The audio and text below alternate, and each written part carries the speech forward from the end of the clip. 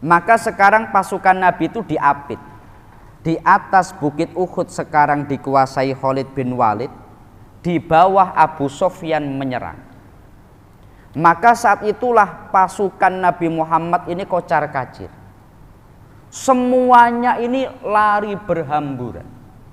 Instruksi Nabi badal jelas harus maju, tapi semuanya lari. Yang tersisa hanya sekitar 12 orang melindungi Rasulullah Sallallahu Alaihi Wasallam. Nabi tetap maju sampai ada 70 korban dari Islam dalam perang Uhud itu. Sampai akhirnya perang kalah, Rasulullah sampai dinyatakan wafat, padahal Nabi cuma pingsan. Maka setelah kejadian perang Uhud yang begitu luar biasa ini, banyak orang yang dia itu dalam kondisi tidak taat pada Rasulullah Sallallahu Alaihi Wasallam. Jelas ya Pak ya? Nabi tapi tidak marah sama sekali. Saya ulangi, Nabi nggak marah sama sekali pada orang munafik, pada orang yang tidak taat. Itu gara-gara kamu kita kalah, nggak pernah. Kenapa? Fabima rahmatim minallah lintalahu. Disebabkan rahmat Allah kepadamu Muhammad, kamu bisa berlemah lembut kepada mereka. Jelas ya Pak ya? Sampai ada orang yang dia itu menjadi pelayan Rasulullah selama bertahun-tahun. Namanya sahabat Anas bin Malik. Dia itu menyatakan, khodamtu Rasulullah asro sinina fama lamani alayya syai'un fa'altuhu au taraktuhu. Saya itu melayani Nabi selama 10 tahun. Sekalipun Rasulullah enggak pernah mencaci saya, memarahi saya, baik apa yang saya kerjakan atau apa yang tidak saya kerjakan, Nabi nggak pernah memarahi saya sedikit pun. Maka Rasulullah itu sosoknya sangat lemah lembut.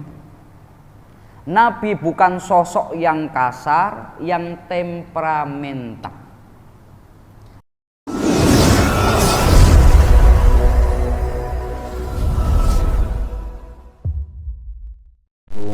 Warahmatullahi wabarakatuh. Alhamdulillah wa syukrulillah wa bini'matillah la haula wa la quwata illa billah. Alhamdulillahilladzi an'ama alaina binikmatil iman wal islam. Alhamdulillahilladzi khalaqal mauta wal hayata liyabluwakum ayyukum ahsanu amala. Rabbi shrahli sadri wa yassirli amri wahlul 'uqdatam min lisani yafqahu qauli. Kepada yang kami muliakan segenap para alim, para ulama, yang kami muliakan segenap asatidah sekalian, tidak lupa yang kami muliakan segenap jamaah, bapak-bapak, ibu-ibu yang dirahmati Allah Subhanahu wa ta'ala. Alhamdulillah, oleh Allah kita malam hari ini kembali diberi rahmat dan nikmat hingga kita bisa bersama-sama melaksanakan sholat isya berjamaah. Dan kita kembali melanjutkan mengkaji tafsir Al-Quranul Karim. Satu nikmat yang sangat besar yang diberikan Allah kepada kita, karena mengkaji Al-Quran adalah ibadah yang paling afdol untuk kita umat Islam. Dalam kita zikir, dalam kita ini ibadah kepada Allah, yang paling afdol ini adalah kita membaca Al-Quran. Karena Rasulullah beliau bersabda, afdalu ibadati ummati qiraatul Quran. Paling afdolnya ibadah untuk umatku ialah dengan membaca Al-Quran. Maka ketika kita mengkaji tafsir seperti ini, sebetulnya kita ini telah melakukan ibadah terbaik. Karena melalui majelis seperti ini kita tahu apa yang menjadi perintah Allah, apa yang menjadi perintah Rasulullah. Orang untuk mengikuti Nabi itu harus dengan ilmu. Kalau tidak punya ilmu, tidak akan bisa mengikuti Rasulullah Sallallahu Alaihi Wasallam. Bahkan ketika tanpa ilmu, meskipun secara dohir tampaknya itu sama dengan Nabi, tapi sebetulnya menentang Rasulullah Sallallahu Alaihi Wasallam. Contoh, Rasulullah itu beliau biasa. Kalau dalam tafsir Ibnu Katsir itu, Nabi ketika puasa itu puasanya nyambung. Katakanlah tadi siang puasa, maghrib Nabi tidak berbuka, sampai malam tidak berbuka, sampai besok puasa lagi. Nabi itu beberapa kali puasanya nyambung atau wisol. Tapi ketika para sahabat mengikuti Rasulullah, oleh Nabi dilarang, la tuwasilu, jangan kalian menyambung puasa kalian. Karena Rasulullah beliau menjelaskan beliau itu oleh Allah diberi makan, diberi minum. Meskipun secara dohir Nabi tidak makan, tidak minum, tapi Nabi itu enggak merasa payah. Berbeda dengan orang. Kita kalau 2 hari 2 malam enggak makan, enggak minum bisa pingsan. Contoh lagi, Rasulullah itu beliau zakat fitrahnya kurma, anggur, gandum. Kita ketika tahu hadis Nabi bahwa Nabi zakat fitrahnya kurma, anggur, gandum, Anda bawa kurma datang ke masjid niat zakat fitrah, oleh panitia zakat pasti dianggap takjil. Betul apa enggak? Anda bawa anggur ke masjid niat zakat fitrah itu pasti dianggap takjil, bukan zakat. Padahal Nabi zakatnya ya seperti itu. Ketika kita melakukan kok malah salah. Karena substansi dalam zakat Rasulullah, zakat fitrah itu kurma, anggur, gandum, itu adalah bahan makanan pokok. Maka kita ketika makanan pokoknya itu beras, maka zakat fitrahnya ya beras. Meskipun secara dohir berbeda, tapi secara substansi sama. Sama-sama bahan makanan pokok. Contoh, Rasulullah itu beliau tiap tahun kurban. Karena untuk kurban kepada Nabi Muhammad itu wajib. Tapi kalau untuk umatnya sunnah. Kita kalau mampu maka kita disunnahkan. Tapi kalau Rasulullah itu beliau menegaskan kutiba alayya an-nahr wa huwa sunnatul lakum. Untuk korban ditetapkan, diwajibkan kepadaku, tapi sunnah bagi kalian. Contoh, sholat malam. Wa minal laili fatahajjad bihi nafilatal lak. Makna nafilah itu kewajiban tambahan. Muhammad, Di waktu malam kamu ada kewajiban tambahan, yakni tahajud. Bagi Rasulullah tahajud itu wajib, sholat malam wajib. Bagi kita hukumnya sunnah. Dalam konteks ini kalau kita nggak tahu ilmunya, ini bisa salah ini.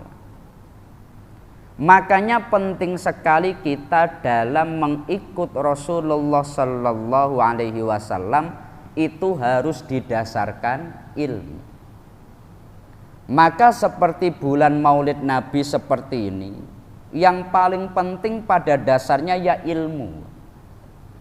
Sampai Rasulullah itu beliau menegaskan, yang menjadi pewaris para nabi itu bukan keturunannya, bukan suku tertentu, bukan kabilah tertentu, tetapi yang menjadi pewarisnya adalah orang-orang yang berilmu. Al ulama warasatul anbiya. Makanya ini menjadi satu majelis yang mulia. Mari kita bersama-sama memulai dengan membaca surat Al-Fatihah. Semoga Allah senantiasa memberikan kita semuanya hidayah, ma'unah, inayah oleh Allah. Semoga kita semuanya senantiasa diberi kesehatan, diberikan rezeki yang halal, dan semoga kita ini oleh Allah digolongkan orang-orang yang husnul khotimah ya Allah. Al-Fatihah. A'udzubillahi minasyaitonirrajim. Bismillahirrahmanirrahim. Alhamdulillahirabbil alamin arrahmanirrahim maliki yaumiddin. Iyyaka na'budu wa iyyaka nasta'in ihdinas siratal mustaqim siratal ladzina an'amta 'alaihim ghairil maghdubi 'alaihim waladdallin. Amin. Bismillahirrahmanirrahim. Dalam kesempatan kali ini karena kita di bulan Maulid, maka kita akan membahas ayat yang menjelaskan bagaimana sikap Rasulullah saat menghadapi sesuatu.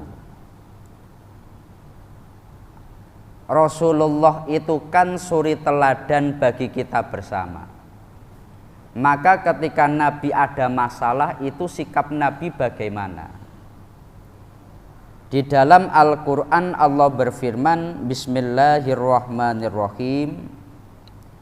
Fabima rahmatim minallahi lintalahum walau kunta fadhdhan walidhul qalbi lang faddu min haulik fa'fu anhum wastaghfir lahum wasyawirhum fil amr.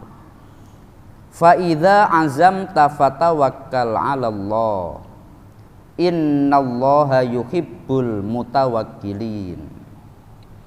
Yang artinya fabima rahmatin mazaidatun. Fabima rahmatin maka disebabkan rahmat Allah. Lintalahum engkau menjadi lemah lembut kepada mereka Muhammad. Nabi Muhammad itu ketika menghadapi orang yang bahkan nggak cocok, saya ulangi ya, yang bahkan nggak cocok, yang bahkan tidak mengindahkan instruksi Nabi, bahkan meninggalkan Rasulullah sendirian di medan perang. Rasulullah itu karena rahmat Allah maka bisa bersikap lemah lembut kepada mereka. Walau kunta faddan ghalidul qalbi lang faddu min haulik.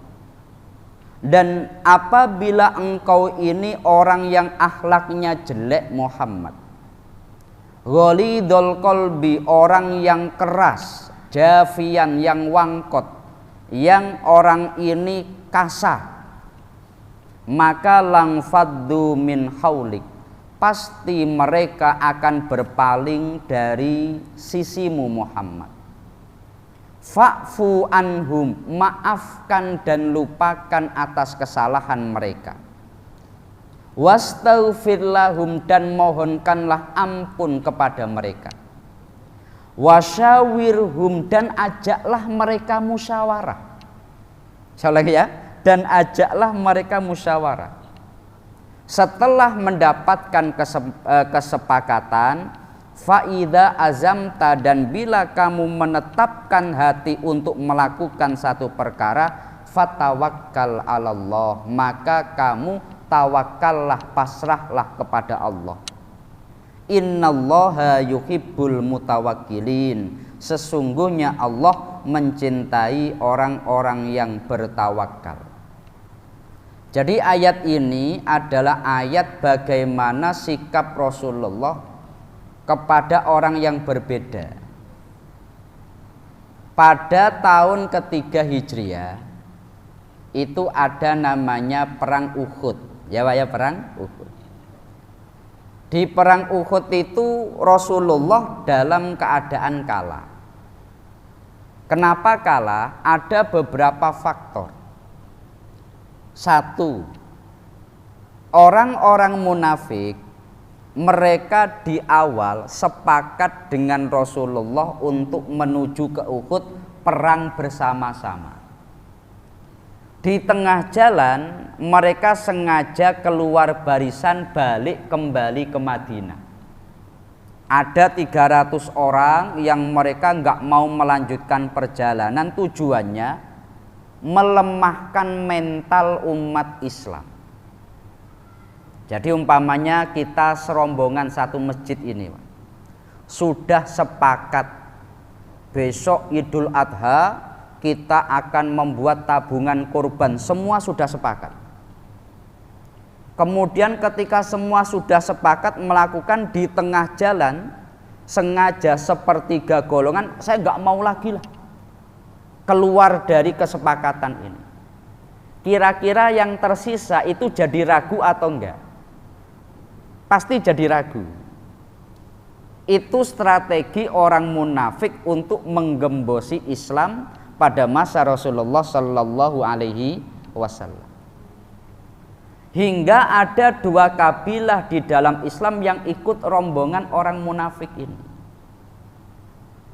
Yang kedua, ketika dalam perang Uhud pasukan yang tersisa 700, Nabi memerintahkan 50 orang di atas bukit untuk menempati posisi itu, baik Nabi menang atau kalah. Nggak boleh bergeser, berpindah sedikit. Ketika terjadi bentrokan perang Uhud, bentrokan pertama Nabi dengan strategi hebatnya, Nabi menyerang di bawah, di atas 50 orang dengan panah. Musuh ini kalah, orang kafir lari. Bentrokan pertama Rasulullah menang. Ketika orang kafir ini lari, maka pasukan Rasulullah memunguti harta rampasan perang yang tertinggal. Rampasan perang contohnya baju perang, bekal, sebagainya itu dipunguti. Orang yang berada di atas bukit itu merasa, wah yang di bawah pesta pora, kita nggak diajak ini. Yang di bawah dapat harta banyak, sedangkan kita hanya berada di atas, kita harus turun. Padahal instruksi Nabi baik menang atau kalah nggak boleh turun. Maka 50 orang ini turun, Pak. Sadar bahwa instruksi Nabi jelas. Tapi mereka karena merasa sudah menang dan di bawah lagi mengambil harta, mereka tidak ingin ketinggalan. Ketika 50 orang ini turun, ini tidak taat dengan instruksi Nabi ini. Turun, Khalid bin Walid melihat hal itu, orang yang berada di atas bukit sudah turun. Maka pasukan kafir maju kembali, tapi dipecah menjadi 2. Dipimpin Abu Sufyan kembali maju. Khalid bin Walid membawa sebagian pasukan memutari bukit Uhud, masuk menaiki bukit Uhud dari belakang. Maka sekarang pasukan Nabi itu diapit. Di atas bukit Uhud sekarang dikuasai Khalid bin Walid, di bawah Abu Sufyan menyerang.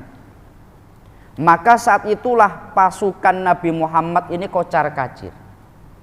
Semuanya ini lari berhamburan. Instruksi Nabi badal jelas harus maju. Tapi semuanya lari, yang tersisa hanya sekitar 12 orang melindungi Rasulullah Sallallahu Alaihi Wasallam. Nabi tetap maju. Sampai ada 70 korban dari Islam dalam perang Uhud itu. Sampai akhirnya perang kalah, Rasulullah sampai dinyatakan wafat, padahal Nabi cuma pingsan. Maka setelah kejadian perang Uhud yang begitu luar biasa ini, banyak orang yang dia itu dalam kondisi tidak taat pada Rasulullah Sallallahu Alaihi Wasallam. Jelas ya Pak ya? Nabi tapi tidak marah sama sekali. Saya ulangi, Nabi nggak marah sama sekali pada orang munafik, pada orang yang tidak taat. Itu gara-gara kamu kita kalah, enggak pernah. Kenapa? Fabima rahmatim minallah lintalahu. Disebabkan rahmat Allah kepadamu Muhammad, kamu bisa berlemah lembut kepada mereka.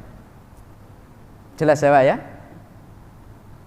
Sampai ada orang yang dia itu menjadi pelayan Rasulullah selama bertahun-tahun. Namanya sahabat Anas bin Malik. Dia itu menyatakan, khodamtu Rasulullah asro sinina fama lamani alayya syai'un fa'altuhu au taraktuhu. Saya itu melayani Nabi selama 10 tahun. Sekalipun Rasulullah enggak pernah mencaci saya, memarahi saya, baik apa yang saya kerjakan atau apa yang tidak saya kerjakan, Nabi enggak pernah memarahi saya sedikit pun. Maka Rasulullah itu sosoknya sangat lemah lembut. Nabi bukan sosok yang kasar, yang temperamental. Nabi bukan sosok yang suka mencaci, apalagi Nabi Muhammad itu pendendam, kemudian mentargetkan orang, enggak pernah begitu. Jadi Nabi itu enggak pernah ada istilah dendam, itu enggak pernah. Oleh sebab itu, ketika kita ingin mengikuti sunnah Nabi, minimal akhlak ini kita terapkan. Saya ulang ya, kita terapkan. Karena rahmat Allah kita berlemah lembut kepada keluarga kita, seorang suami kepada istrinya, ketika istri kepada suaminya.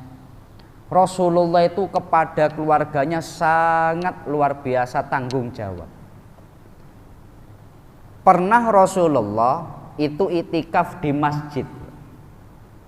Ketika iktikaf di masjid, istri Nabi Sayyidah Sofiyah itu datang ke masjid menemui Rasulullah Sallallahu Alaihi Wasallam.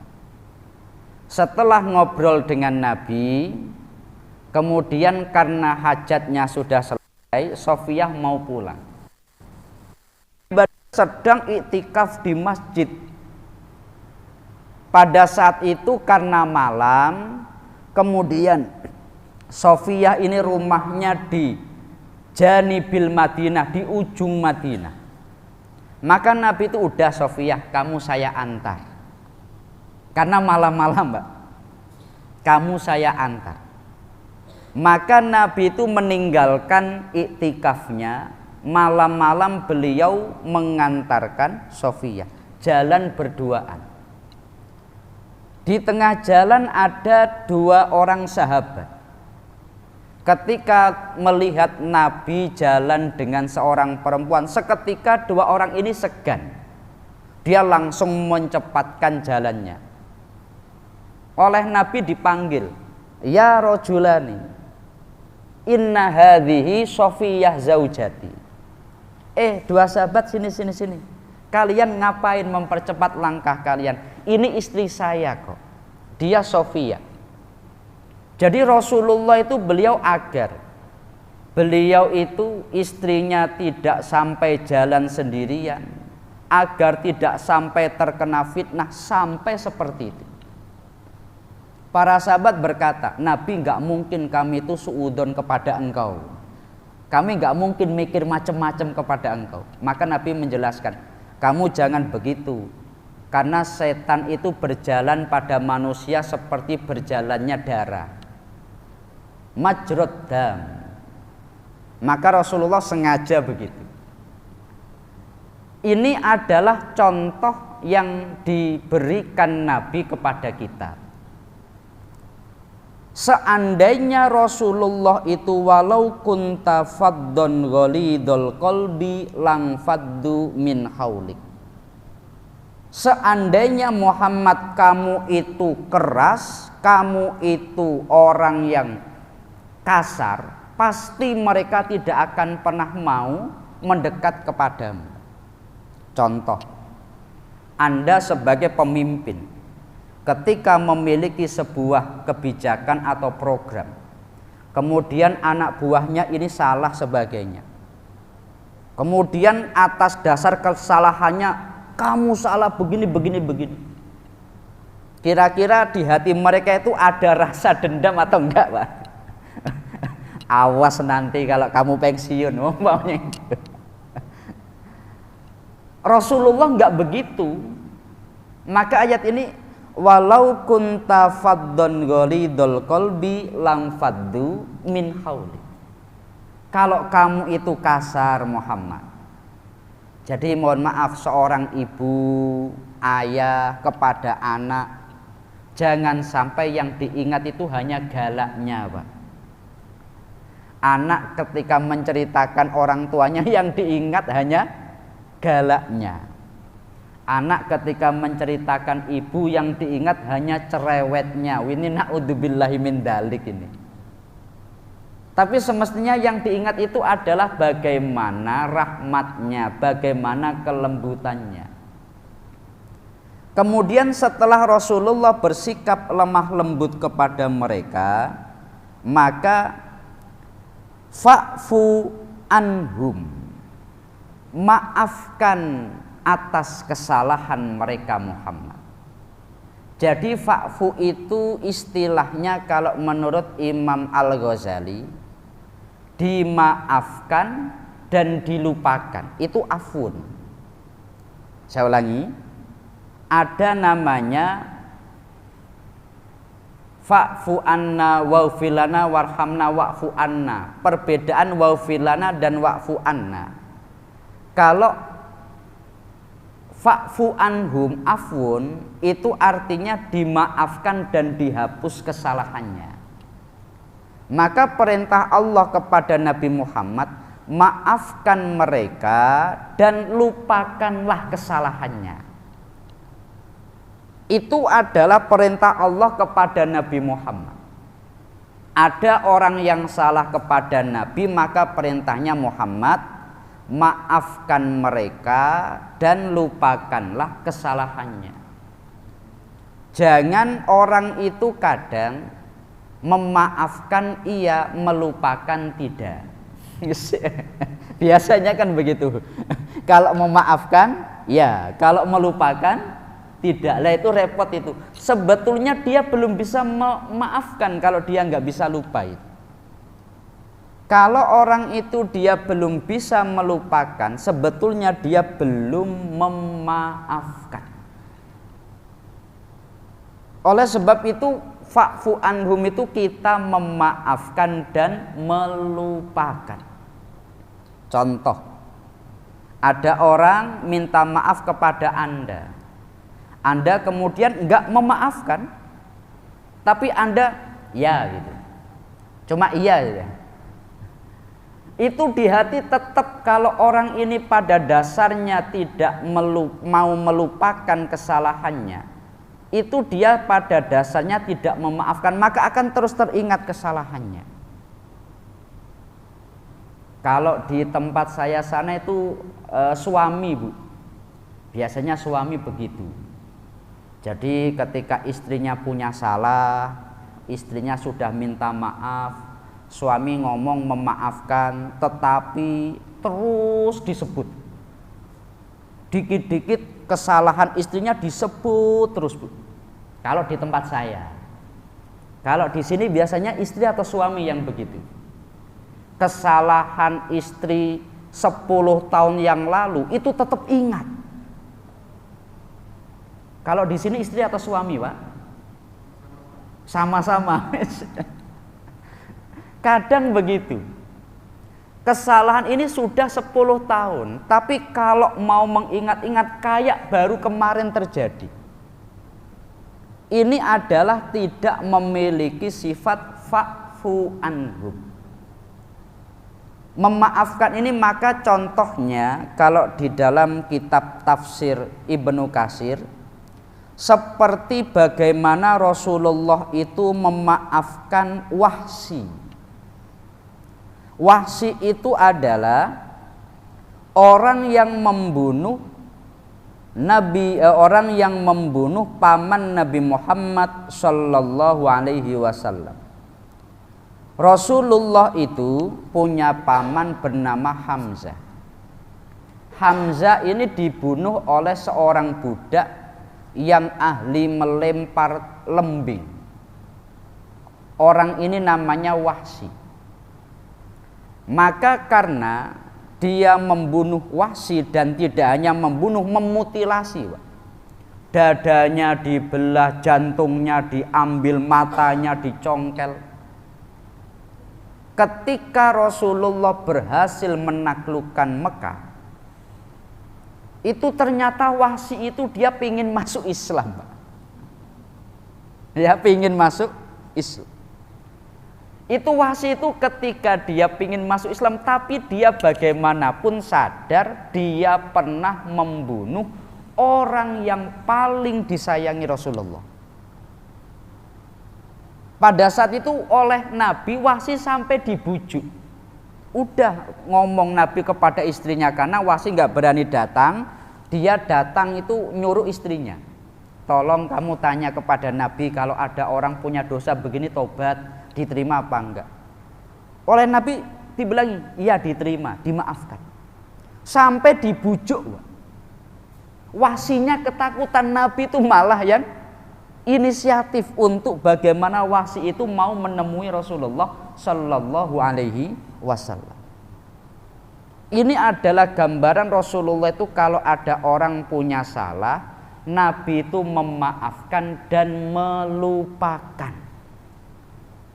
Jangan sampai, mohon maaf, Pak, hati kita itu isinya hanya ingatan kesalahan orang.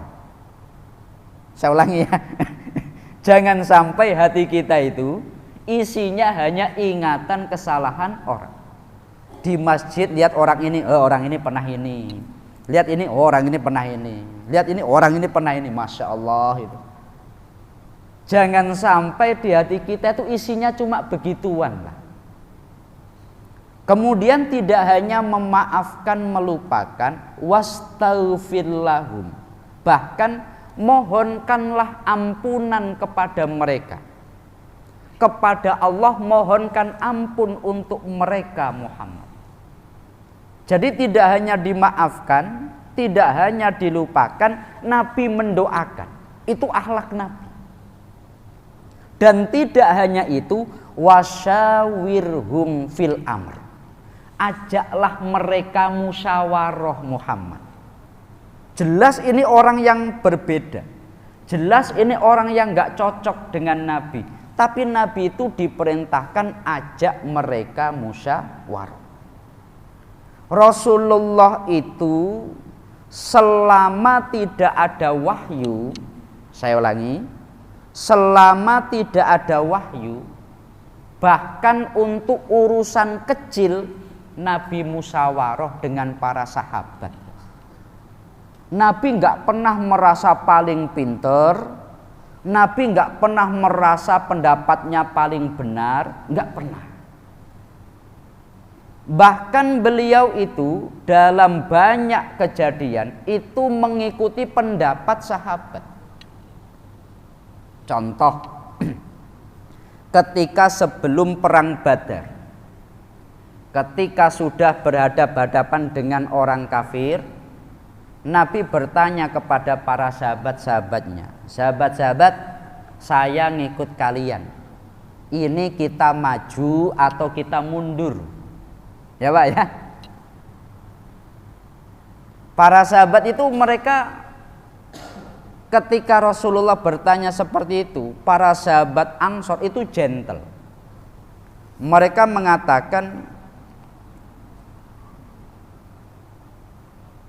ya Rasulullah, lawis ta'rotta bina arodol bahro lakotokna ma'aka wala nakulu laka kama qala qaumu Musa li Musa idhab anta wa rabbuka faqatila inna hahuna qaidun walakin nakulu idhab fanahnu ma'aka wa baina yadaika wa an yaminika wa an shamalika muqatilun. Para sahabat Nabi itu ketika Nabi tanya, ini menurut kalian bagaimana sahabat, bagusnya kita perang atau kita mundur? Maka para sahabat mengatakan, Nabi, kami tidak akan seperti umat Nabi Musa. Ketika Nabi Musa minta musyawarah, umatnya ngomong, Musa kamu perang saja, kita duduk di sini. Enggak, kalau kamu maju, kami juga akan maju. Kalau kamu mundur, kami juga akan mundur. Seperti itu. Contoh ketika Rasulullah beliau dalam posisi strategi perang. Nabi itu awalnya posisi paling depan Pak, karena beliau memimpin 313 orang, pinginnya Nabi paling depan. Para sahabat ngomong, Nabi, kalau engkau perang posisi paling depan nanti engkau mati duluan. Engkau di belakang saja Nabi. Saya ulang ya, engkau di belakang saja. Maka Nabi geser tempatnya.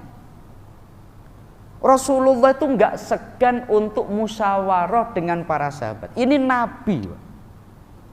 Itu beliau bahkan beliau menegaskan, seandainya perkara itu diputuskan Umar dan Abu Bakar telah sepakat, saya enggak akan berbeda. Jadi Rasulullah itu enggak pernah mengspesialkan pendapatnya sendiri. Ada kejadian lucu, ada namanya hadisul ifki, ya Pak ya, hadisul ifki. Yakni ketika keluarga Nabi Muhammad itu mendapatkan fitnah bahwa istri beliau Aisyah melakukan perselingkuhan. Maka pada saat itu semua orang-orang munafik di Madinah menyebarkan isu bahwa Aisyah melakukan perkara asusila dengan seorang sahabat. Pada saat itu karena wahyu atau ayat Quran belum turun, Nabi Muhammad itu ngajak musyawarah para sahabat. Nabi itu sampai berkata di hadapan segenap para sahabat, faqala lahu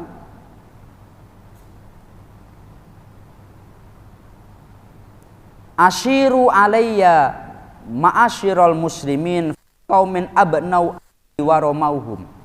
Para sahabat, tolong berikan pendapat kalian kepada saya, karena ada orang-orang yang menuduh keluarga saya ini melakukan hal yang tidak baik, menuduhkan hal-hal yang dilarang. Wa aimullahi ma'alimtu ala ahli min su'in. Demi Allah, saya enggak pernah melihat keluarga saya itu melakukan perkara yang jelek. Wallahi ma alimtu alaihi illa khairan. Demi Allah, yang saya lihat hanya kebaikan. Tapi kok sekarang ada banyak fitnah bahwa Aisyah melakukan perselingkuhan. Menurut kalian ini bagusnya bagaimana? Ya Pak ya. Pada saat itu ada Ali. Ali itu kan menantu Rasulullah. Ali itu memberikan sarannya kepada Nabi, wastasyara Ali wa Usamah fi firaqi Aisyah. Ada dua orang sahabat, Ali dan Usamah. menyarankan kepada Nabi, udah Nabi Aisyah diceraikan saja, kayak nggak ada perempuan lain gitu. Jelas ya? Setelah itu baru turun ayat tentang Aisyah itu tidak melakukan hal tersebut. Tapi sampai akhir hayat Aisyah itu ingat saran Ali bin Abi Thalib itu. Jadi kalau Aisyah itu meriwayatkan hadis qala rajulun anin nabi, itu ulama tahu yang dimaksud rajul oleh Aisyah itu Ali bin Abi Thalib. Karena dia masih ingat ini Ali, menantunya sendiri, pernah menyarankan Nabi untuk menceraikan dirinya. Maka dia nggak pernah mau menyebut nama Ali, nyebutnya pasti laki-laki. Ini kamu kemarin kemana? Itu ke rumahnya laki-laki itu. Mana itu? Situ.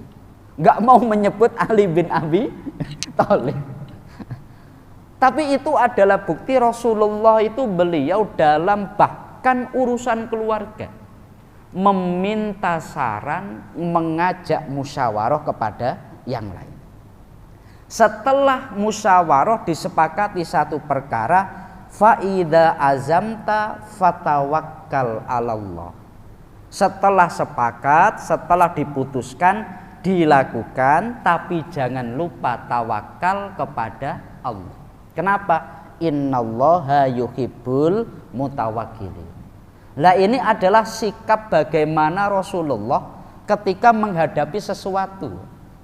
Kalau kita mau menerapkannya, Masya Allah, lemah lembut, nggak mau mengingat kesalahan orang, ngajak musyawarah, nggak menganggap pendapatnya benar sendiri. Ini Masya Allah indahnya, ya Pak ya. Beda kalau katanya Islam tapi pendendam, katanya Islam tapi keras suka caci maki, katanya Islam tapi dia merasa menang sendiri, pendapatnya paling benar. Ini nggak mencerminkan Rasulullah sama sekali. Maka di bulan Maulid Nabi ini semoga melalui pembahasan ini kita bisa melihat bagaimana Rasulullah dan menjadikan beliau sebagai uswatun hasanah. Nah ini mungkin pembahasan kita pada malam hari ini. Sebelum kami lanjut, mungkin ada yang ingin ditanyakan atau disampaikan, kami persilahkan. Ada yang ingin ditanyakan?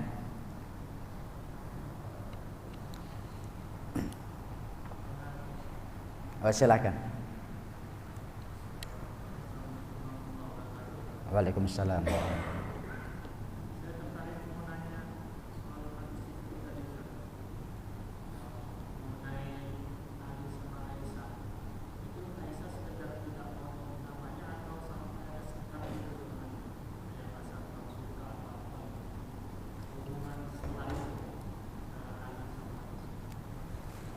Jadi hubungannya ya baik-baik saja, ya hubungannya baik-baik saja.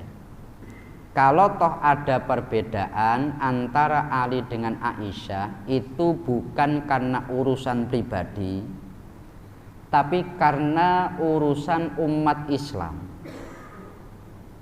Saya ulangi, kalau toh ada perbedaan antara Ali dengan Aisyah, itu bukan urusan pribadi. Jadi ketika Aisyah itu nggak mau menyebut nama Ali bin Abi Thalib, tapi ya hubungannya tetap baik, tapi nggak mau menyebut nama Ali bin Abi Thalib.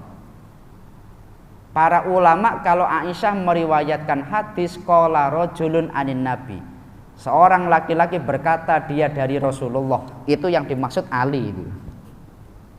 Kenapa kok begitu? Karena Ali ini pernah kurang ajar.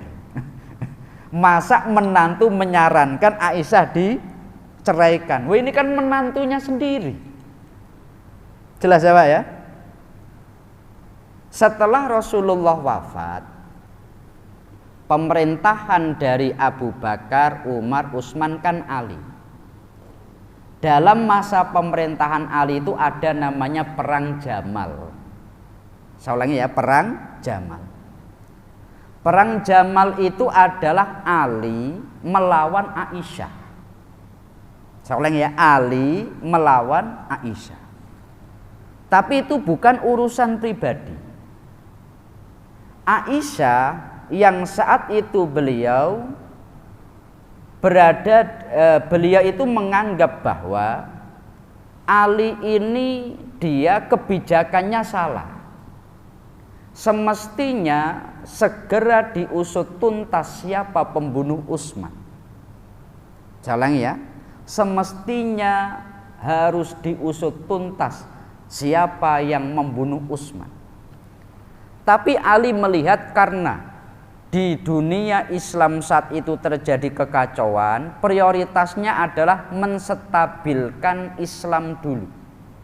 Masalah tentang tragedi terbunuhnya Utsman itu nanti saja. Perbedaan sudut pandang ini akhirnya terjadilah perang Jamal. Dalam perang Jamal itu Aisyah kalah. Setelah kalah diantarkan kembali ke Mekah. Pada saat itu Aisyah ini dia merasa tersinggung karena dia sebagai Ummul Mukminin dikawal oleh orang-orang anak buahnya Ali bin Abi Thalib. Dia nggak bisa ngapa-ngapain, mulai dari tempat perang sampai ke tempat tinggalnya dikawal. Tapi kemudian setelah berada di tempat tinggalnya, baru orang yang mengawal Aisyah itu membuka cadarnya, membuka baju perangnya. Ternyata semuanya perempuan. Ya, semuanya perempuan. Jadi nggak ada satupun yang kurang ajar kepada Aisyah. Katakanlah dia sebagai wanita dikawal laki-laki, ini kan nggak patut ya. Tapi kalau yang ngawal semuanya perempuan, minimal ini sejenis. Maka Aisyah saat itu tahu bahwa Ali itu sama sekali tidak ada niatan jahat. Itu diabadikan betul dalam sejarah.